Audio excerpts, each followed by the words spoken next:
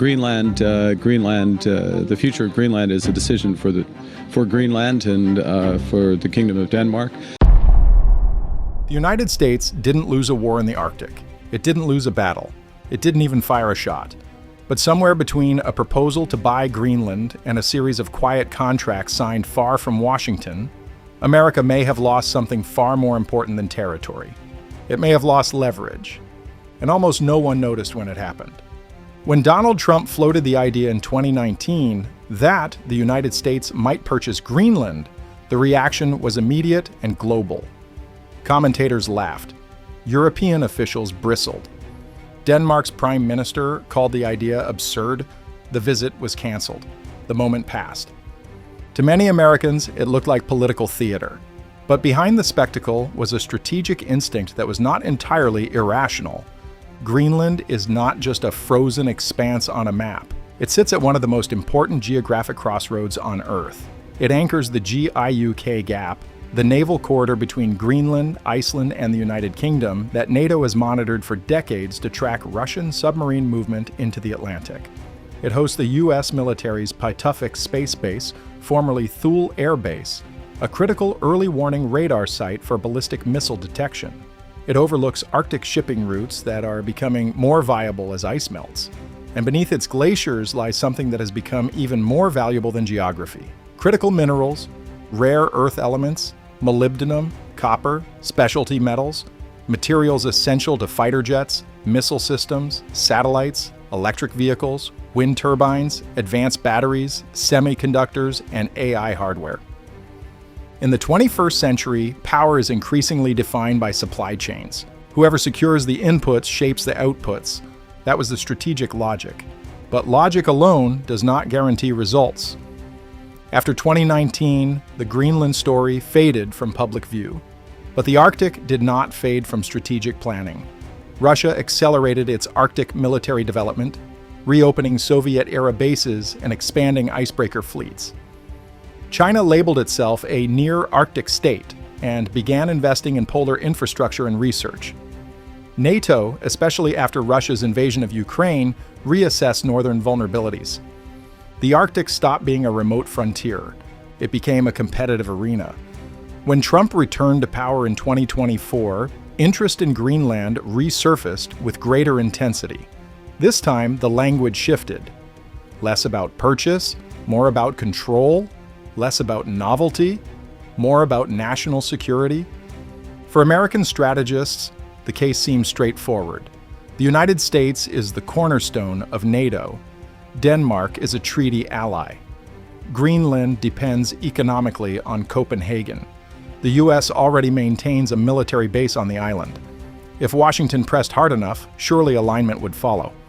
That assumption underestimated something crucial: sovereignty. Greenland is an autonomous territory within the Kingdom of Denmark. It has its own parliament, its own political identity, and a long-standing aspiration for eventual independence. Public framing that suggested acquisition or control triggered resistance, not compliance. Copenhagen responded firmly. Greenland's future, Danish officials emphasized, belongs to Greenlanders, not to Denmark, not to NATO, not to the United States. That response reframed the entire discussion. This was no longer about strategic assets. It was about national dignity. And when dignity enters geopolitics, alliances can tighten in unexpected ways. Across Europe, Arctic nations quietly began reinforcing coordination. Norway strengthened defense planning with Denmark. Surveillance cooperation intensified. France signaled solidarity through symbolic naval deployments in northern waters. The Arctic Alliance network grew more cohesive, not less. But the most decisive moves did not involve warships. They involved contracts. While Washington's rhetoric dominated headlines, Canadian firms were engaging Greenland through commercial diplomacy. No public ultimatums, no sovereignty debates, just investment proposals and long-term development plans.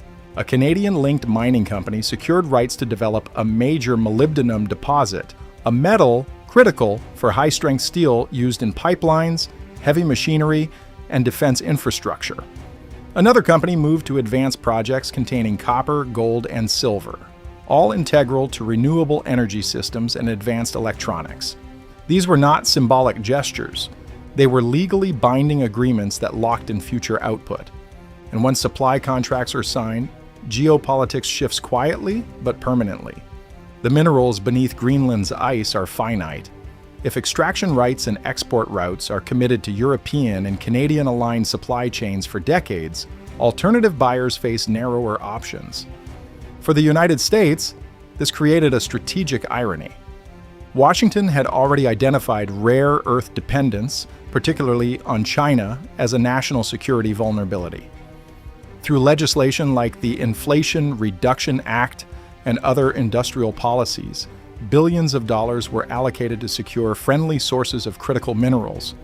Greenland seemed like a natural partner within that friend-shoring strategy.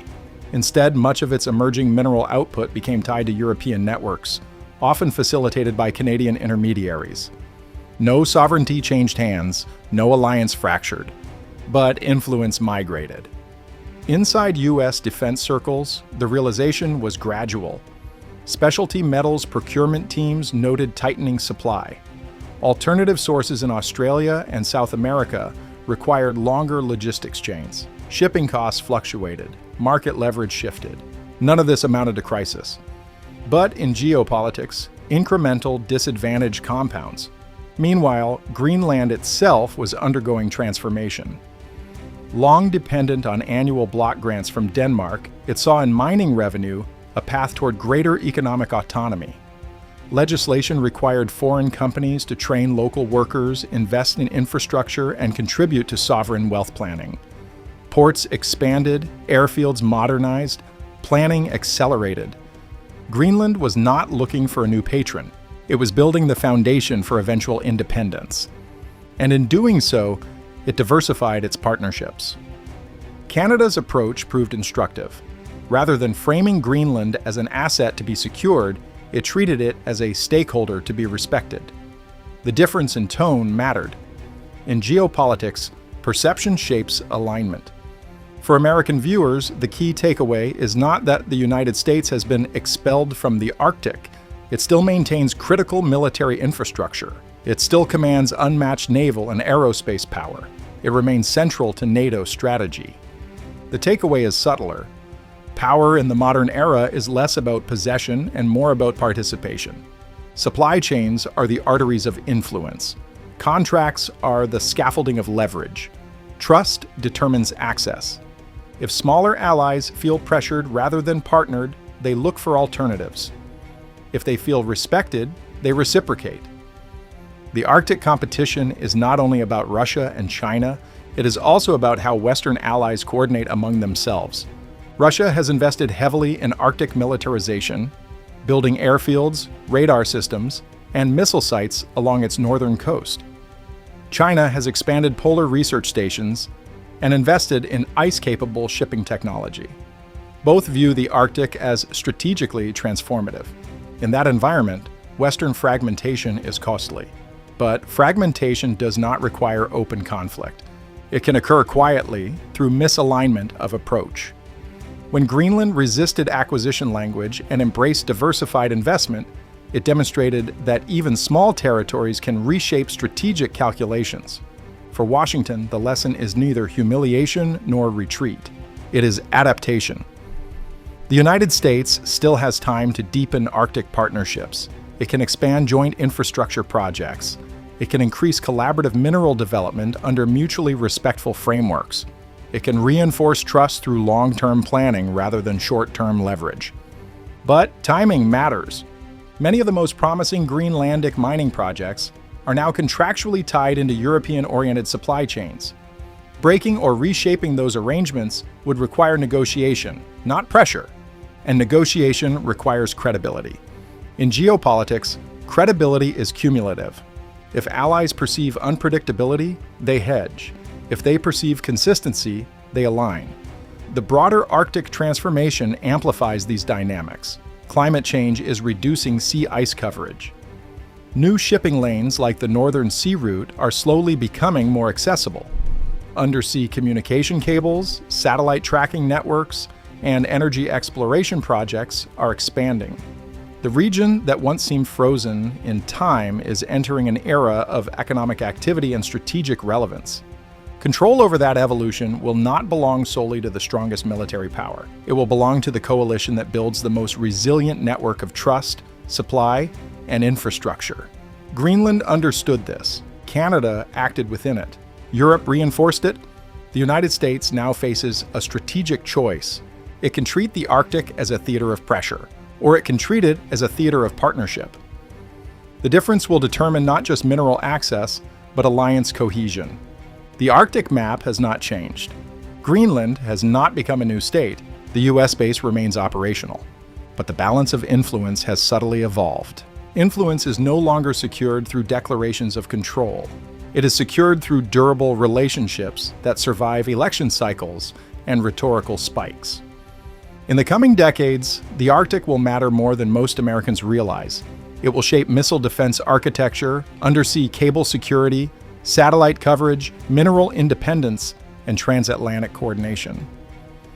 The United States retains enormous structural advantages, but structural advantage must be maintained through strategic discipline.